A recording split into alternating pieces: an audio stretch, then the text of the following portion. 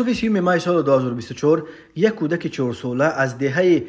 انجیر جماعت دیوت نوآباد در کنار شهر ترسونزاده بدون نظارت والدان مانده به دریای گلخس افتاده غرق شده است. مرکز مطبوعات کمیته حالتهای فوق‌العاده تاجیکستان خبر داد که در نتیجه گذراندن کارهای جستجویی جسد طفل معصوم را 1 کیلومتر پایین‌تر از جای حادثه در حدود دهه کرانی پیدا کرده به دست مقامات حفظ حقوق سپردند. در همین حال ریاست ایالت‌های فوق‌العاده ولایت ختلون خبر داد که نیمه دوم روز 29 مای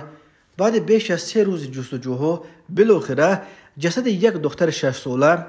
در دریای کوفرنیان غرق شده را 17 کیلومتر پایین‌تر از جای حادثه پیدا کردند و از آب بیرون آوردند. این طفل از دهه مراد و جماعت به نام نظرف نویه شریتوز که در مرکز این نویه در خانه خویشاوندانش در میمونی قرار داشت به نظارت مانده روز 26 مای سال 2024 ساعت 11:30 از خانه برآمده در دریای کوفرنیان افتاده غرق شده بود. کمیته حالتهای فوق‌العاده در پی حادثه‌های